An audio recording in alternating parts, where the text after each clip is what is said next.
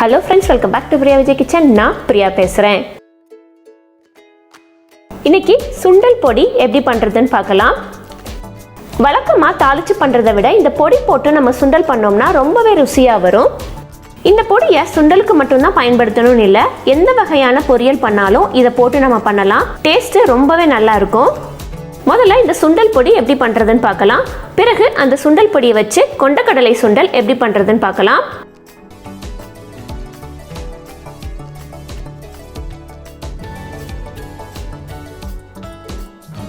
ஒரு பேன்ல ஒரு 1/4 கப் அளவுக்கு மல்லி விதை எடுத்துக்கலாம். அடுத்து 2 டேபிள் ஸ்பூன் கடலை பருப்பு, 2 டேபிள் ஸ்பூன் உளுந்தம் பருப்பு.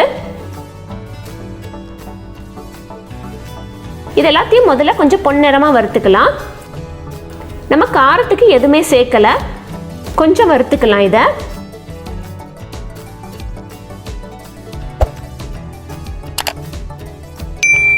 இப்போ காரத்துக்கு வத்தல் சேர்த்துக்கலாம்.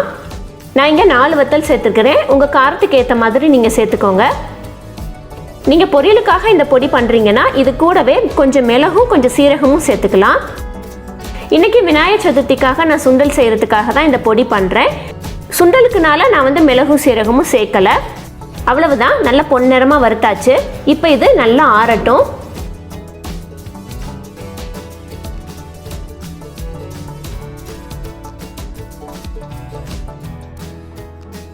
நல்லா ஆறினதுக்கு அப்புறம் மிக்ஸி ஜாரில் போட்டு கொஞ்சம் கொரகொரப்பாக அரைச்சி எடுத்துக்கலாம்.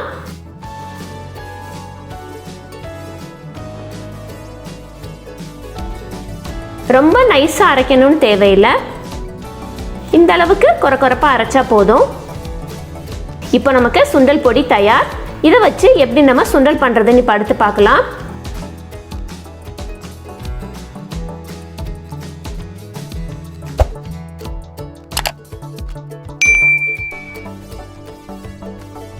இங்கே நான் வெள்ளை கொண்டக்கடலை எடுத்துருக்கிறேன். நைட்டே ஊற போட்டு நல்லா வேக வச்சு எடுத்துருக்கிறேன். ஒரு கடாயில் 1 டீஸ்பூன் அளவுக்கு நல்லெண்ணெய் ஊற்றிக்கலாம். 1 டீஸ்பூன் அளவுக்கு கடுகு, 1 டீஸ்பூன் உளுந்தம் பருப்பு, கொஞ்சமாக சீரகம், அப்புறம் 2 கொத்து கருவேப்பிலை, 1 பிடி அளவுக்கு பெருங்காயத்தூள்,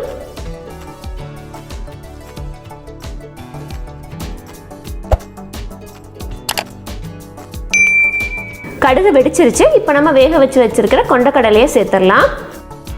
நல்லா ஒரு பெரட்டி விட்டுக்கலாம். சுண்டலுக்கு தேவையான அளவு உப்பு. நீங்கள் பொடிக்கு அரைக்கும் போதுலேயே உப்பு போட்டு அரைக்கனாலும் அரைச்சி வச்சுக்கலாம். இப்போ நம்ம அரைச்ச சுண்டல் பொடியை சேர்த்துடலாம். ஒரு 1.5 டீஸ்பூன் அளவுக்கு சேர்த்துக்கலாம். நல்லா 2 பெரட்டி விட்டுக்கலாம். இப்போ கொஞ்சமாக துருவின தேங்காய் சேர்த்துக்கிறேன். தேங்காய் ஆப்ஷனல் தான், உங்களுக்கு வேணா நீங்கள் சேர்த்துக்கலாம். இறக்கும் போதில் கொஞ்சமாக மல்லி இலை. அவ்வளவுதான், சுவையான சுண்டல் ரெடி. இந்த ரெசிபியை கட்டாயம் உங்கள் வீட்டில் ட்ரை பண்ணி பாருங்கள். அடுத்து எந்த மாதிரி ரெசிபி வீடியோ வேணுங்கிறத கீழே கமெண்ட்டில் சொல்லுங்கள்.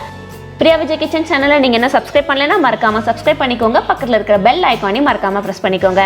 தேங்க்யூ. தேங்க்ஸ் ஃபார் வாட்சிங்.